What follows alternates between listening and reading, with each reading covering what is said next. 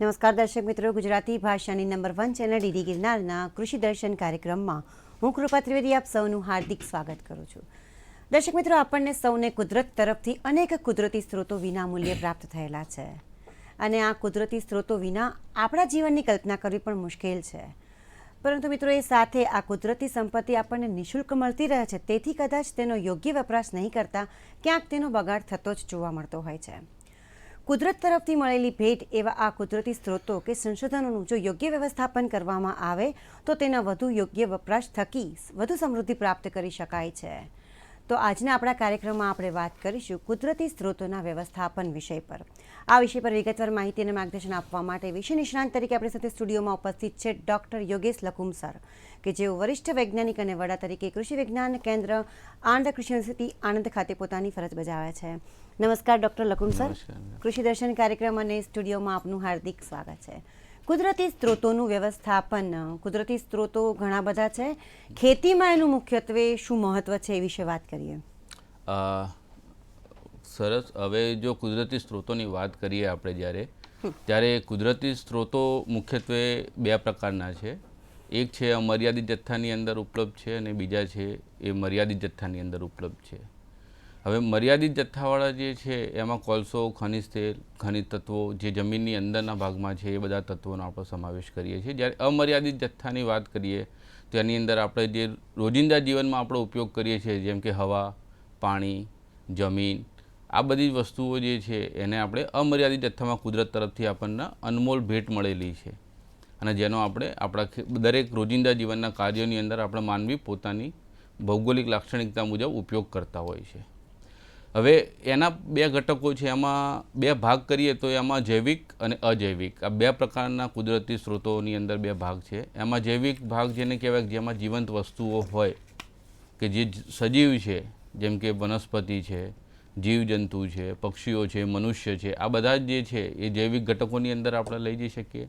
અને અજૈવિક ઘટકો એ છે કે જે નિર્જીવ છે. ખનિજ તેલ છે જે જમીનમાંથી આપણે કાઢીને વાપરીએ છીએ, ખનિજ તત્વો છે, મિનરલ્સ છે, આ બધા જે છે એને આપણે અજૈવિક ઘટકોની અંદર લઈ જઈ શકીએ છીએ. હવે જો વાત કરીએ કે ખેતીની અંદર કુદરતી સ્ત્રોતો જે છે એનું શું મહત્ત્વ છે, તો કુદરતી સ્ત્રોતો જે મેં વાત કરી કે હવા, પાણી અને જમીન, તો આ ત્રણેય કુદરતી સ્ત્રોત જે છે એકબીજા સાથે સંકળાયેલા છે. તો જેનાથી શું થાય કે જો જમીનનું બંધારણ સારું હોય તો આપણે એવું કહી શકીએ કે આપણી જમીન ફળદ્રુપ છે. પરંતુ જો એની અંદર યોગ્ય સમન્વયમાં હવા અને પાણી આપણે આપતા ના હોય ખેતીની અંદર, તો એ જમીન સારી હોવા છતાં આપણને ઉત્પાદન આપતી નથી. તો બીજું શું છે કે જો એક્ઝામ્પલ તરીકે તમને હું સમજાવું તો એમાં એવું છે કે આપણે વધારે પડતું પાણી આપી દીધું હોય ધારો કે, તો શું થાય કે જમીનનું બંધારણ સારું છે પણ એની અંદર હવાની અવરજવર થતી બંધ થઈ ગઈ, તો જમીનની અંદર રહેલા સૂક્ષ્મ જીવાણુઓને પોતાની પ્રક્રિયા કરવા માટે જે પ્રાણવાયુ જોઈતો હોય એ મળતો નથી, એટલે એ એમની એક્ટિવિટી બંધ કરે. તો શું થાય કે જમીનની અંદર જે તત્વો છે, જે લભ્ય સ્વરૂપમાં આપણે ખાતરો આપેલા છે, એ ખાતરો પણ આપણો છોડ લેતો નથી અને પછી આપણા છોડનો વિકાસ અથવા એની જે વૃદ્ધિ થવી જોઈએ વૃદ્ધિ આપણને થતી નથી. તો એ રીતે થાય. જો પાણી આપણે ઓછું આપી દઈએ કે આજે ભેજની કમી છે, ભેજ આપણા ઓછો છે જમીનની અંદર, તો પણ શું થાય કે છોડ પાણી સાથે જે તત્વો લે છે એ લઈ શકતો નથી. સાથે સાથે એની જે રોજિંદી દેહધાર્મિક પ્રક્રિયાઓ છે એ પણ એ કરી શકતું નથી અને છેવટે આપણો પાક ઉત્પાદન ઉપર એની અસર થાય ને આપણને જોઈએ એવું ઉત્પાદન આપણને મળી શકતું નથી. તો આ બધી વસ્તુઓ જે છે એકબીજા ઉપર સંકળાય છે. પર્યાવરણની વસ્તુ એવી છે કે દરેક સ્ત્રોતનો ઉપયોગ સંતુલિત માત્રાની અંદર જો કરવામાં આવે તો જ આપણને ખેતીની અંદર વધુમાં વધુ ફાયદો થઈ શકે. જી સર, ખૂબ જ સરસ રીતે સમજાવ્યું કે કુદરતી સ્ત્રોતો છે તે અમર્યાદિત અને મર્યાદિત છે અને એની અંદર પણ જૈવિક અને અજૈવિક છે અને ખેતીની અંદર તેનું વિશેષ મહત્ત્વ કેવી રીતે રહેલું છે આપે સમજાવ્યું. હવે કુદરતી સ્ત્રોતો છે તેનું વ્યવસ્થાપન કરવાની વાત આવે તો વ્યવસ્થાપનનું શું મહત્ત્વ છે, શા માટે વ્યવસ્થાપન કરવું અતિ જરૂરી છે? ખૂબ સરસ કીધું. વ્યવસ્થાપન શા માટે જરૂરિયાત છે? આજની પરિસ્થિતિ એવી છે કે આપણે કુદરતી સ્ત્રોતોનું વ્યવસ્થાપન કરવાની જરૂરિયાત ઊભી થઈ. કેમ કે આપણે જેમ આગળ વાત કરી કે અનમોલ ભેટ છે જેનો આપણે યોગ્ય રીતે અને કરકસર રીતે આપણે આપણા રોજિંદા જીવનમાં આપણા ખેતીની અંદર યોગ્ય રીતે ઉપયોગ કરવો જોઈએ, પણ એ આપણે કરતા નથી. કેમ કે આપણી ધીરે ધીરે જે છેલ્લા 50 વર્ષની અંદર તમે જોઈ શકો છો કે શહેરીકરણ વધતું ગયું છે, ઔદ્યોગિક વિકાસ વધતો ગયો છે અને આપણી જીવનશૈલીની અંદર પણ તમે જોઈ શકો ઘણું બધું પરિવર્તન આવી ગયું છે. તો આ જે પરિવર્તનો થયા છે જેની ગંભીર અસરો આપણા પર્યાવરણ ઉપર અને કુદરતી સ્ત્રોતો ઉપર છે, પણ જેને આપણે જોઈ શકતા નથી. જો હું તમને સમજાવું તો પહેલી વસ્તુ એ છે કે જમીનનું ધોવાણ ખૂબ જ વધારે થઈ રહેલું છે. આપણી જમીનની ફળદ્રુપતા દિવસે દિવસે ઘટી રહેલી છે. જે ખેતીલાયક જમીનો હતી એ પણ આજે ઘટીને બિનખેતીલાયક જમીનની અંદર બદલાઈ ગયેલી છે. આપણને પાણી જે વાપરતા હતા એ પાણીના સ્ત્રોતો પણ હવે પ્રદૂષિત સ્ત્રોત આપણને મળતા થયા છે. અને આ બધી ગંભીર અસરો જે થઈ છે એનું આપણે વ્યવસ્થાપન કરવાની જરૂરિયાત છે, જેના લીધે આપણી ઇકોસિસ્ટમ જે છે, પ્રકૃતિએ આપણને એક ઇકોસિસ્ટમ આપી છે આખી, કે જેના ઉપર એક વસ્તુ ઉપરથી બીજી વસ્તુ નભે છે. જે આપણી એક જીવન સાયકલ ચાલુ છે, જીવન સાયકલને જીવસૃષ્ટિ બચાવી રાખવા માટે આપણે એ એક સાયકલને સંપૂર્ણ રીતે ચલાવવાની થાય છે. તો એ ઇકોસિસ્ટમને જાળવવા માટે આપણે આજે કુદરતી વ્યવસ્થાપન, જે કુદરતી સ્ત્રોતો છે એનું વ્યવસ્થાપન કરવાની જરૂરિયાત ઊભી થયેલી છે. અને હું તો એવું જ કહું છું કે જો આજે આપણે કુદરતી સ્ત્રોતોનું વ્યવસ્થાપન નહીં કરી શકીએ તો આવનારા વર્ષોની અંદર આપણે કંઈ પણ વસ્તુમાં સફળ થઈએ એ વસ્તુ યોગ્ય નથી. કુદરતી સંશોધનોની જે સાચવણી કરવાની છે એ ખૂબ જ અગ્રિમતા પ્રાથમિકતા ધરાવે છે. દર્શક મિત્રો, આપ જોઈ રહ્યા છો કૃષિ દર્શન કાર્યક્રમ અને આજે આપણે વાત કરી રહ્યા છીએ કુદરતી સ્ત્રોતોના વ્યવસ્થાપન વિષય પર. આ વિષય પરની ચર્ચા યથાવત છે. સમય થયો છે વિરામનો. મળીને નાનકડા વિરામ બાદ.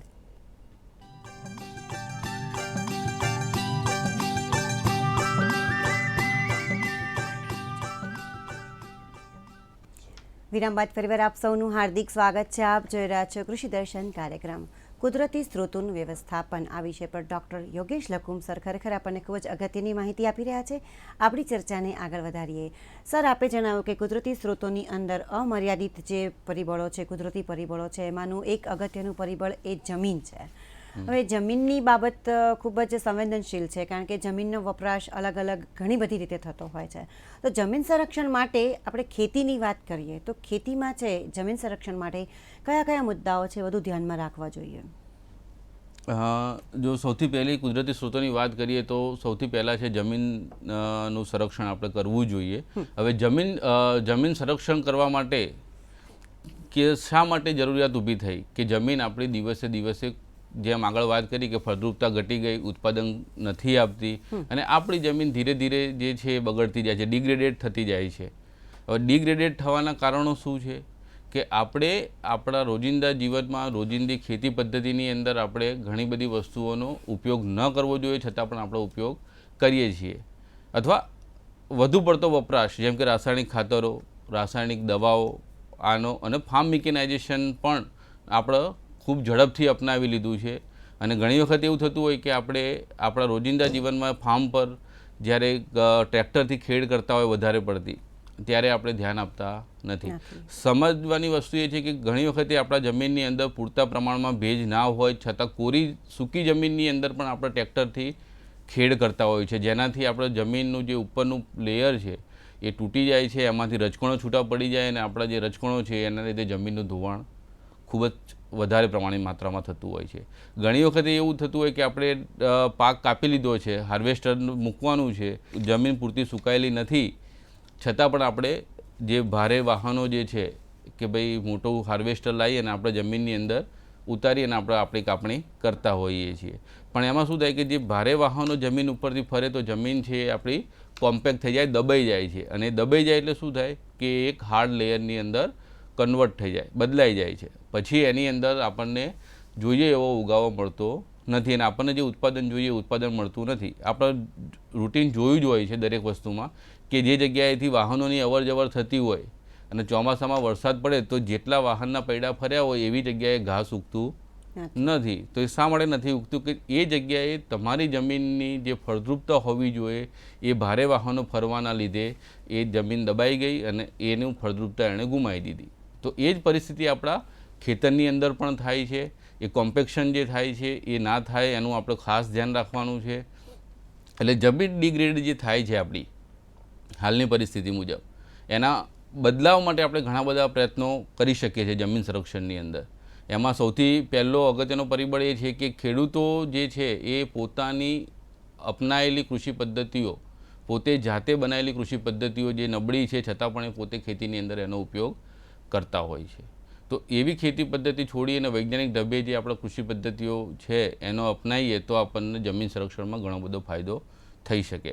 બીજું છે કે જમીનની અંદર સેન્દ્રિય પદાર્થો જે છે એનો મહત્તમ ઉપયોગ આપણે કરવાનો છે. જમીનની અંદર કાર્બનિક પદાર્થો જેટલા વધારે પડતી માત્રામાં ઉમેરીએ એટલી જ આપણી જમીનની ફળદ્રુપતા ધીરે ધીરે વધતી જાય અને જે રોગ અને જીવાત છે એનું પ્રમાણ ઘટે અને બને ત્યાં સુધી રોગ અને જીવાતનું જે છે એ બંને રોગ અને જીવાતને આપણે જૈવિક નિયંત્રણથી જો એનું નિયંત્રણ કરવામાં આવે તો પણ આપણને ઘણો બધો ફાયદો જોવા મળે છે. હવે જૈવિક નિયંત્રણ કોને કહી શકીએ?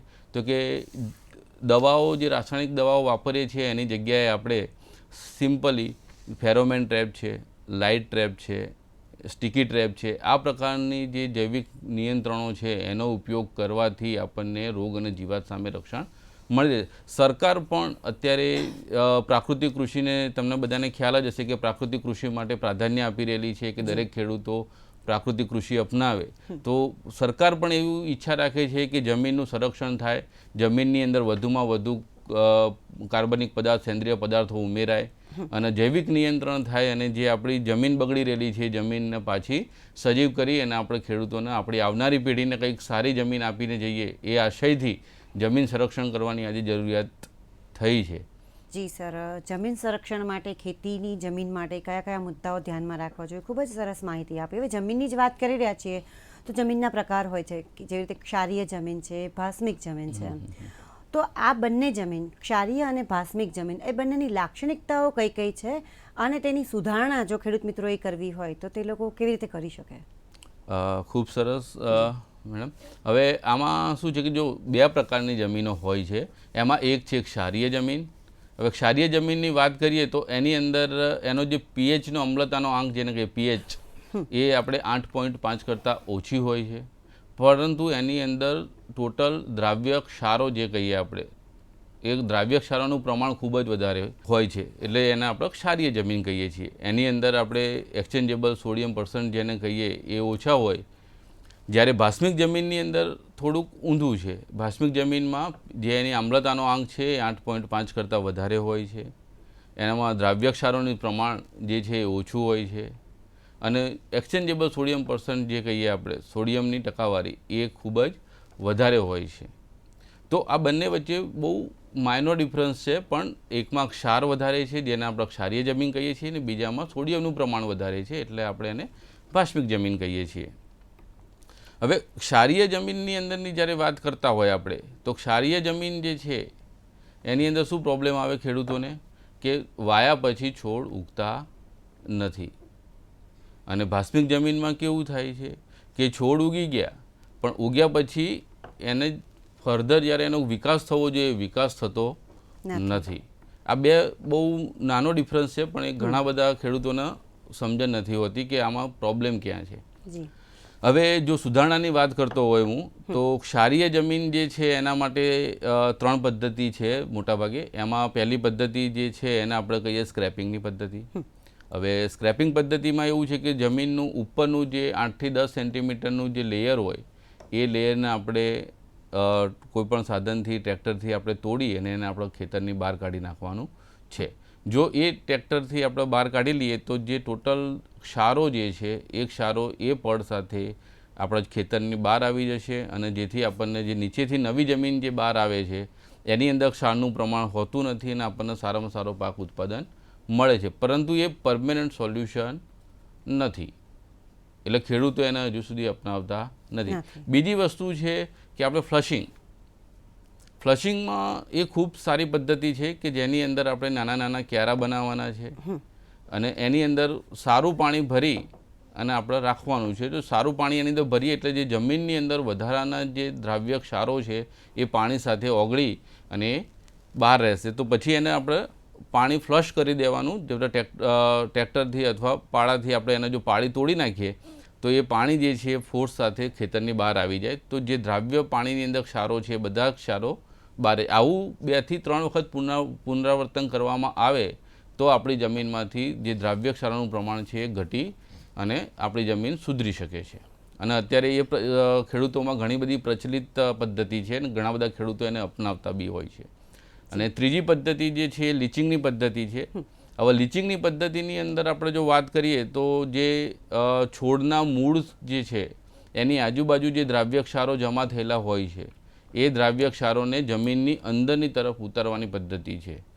એ મોટાભાગે જે વોટર લવિંગ પ્લાન્ટ હોય કે જેને પાણીની જરૂરિયાત વધારે પડતી હોય એવા પ્લાન્ટની અંદર આપણે આનો ઉપયોગ કરી શકતા હોય છે. ધારો કે ડાંગર કરી છે તો ડાંગરમાં પાણી ભરી રાખવાથી આપણને જે મૂળની આજુબાજુ જે ક્ષારો જમા થતા હોય છે એ ક્ષારો એ લીચ આઉટ થઈ અને જમીનની અંદરની બાજુ ઉતરી જતા હોય ને આપણો જે મૂળની આજુબાજુનો જે વિભાગ છે એમાંથી દ્રાવ્ય ક્ષારો નીકળી જતા હોય છે, જેથી આપણો પાક સારો અને ખૂબ સરસ રીતે થઈ શકે છે. જી સર, જમીન સુધારણા માટે સ્ક્રેપિંગ છે, ફ્લશિંગ અને લીચિંગ પદ્ધતિ વિશે ખૂબ જ સરસ માહિતી આપી. દર્શક મિત્રો, આપ જોઈ રહ્યા છો કૃષિ દર્શન કાર્યક્રમ અને આજે આપણે વાત કરી રહ્યા છીએ કુદરતી સ્ત્રોતોના વ્યવસ્થાપન વિષય પર. આ વિષય પરની ચર્ચા યથાવત છે. સમય થયો છે ફરીથી એક વિરામનો. મળીને નાનકડા વિરામ બાદ.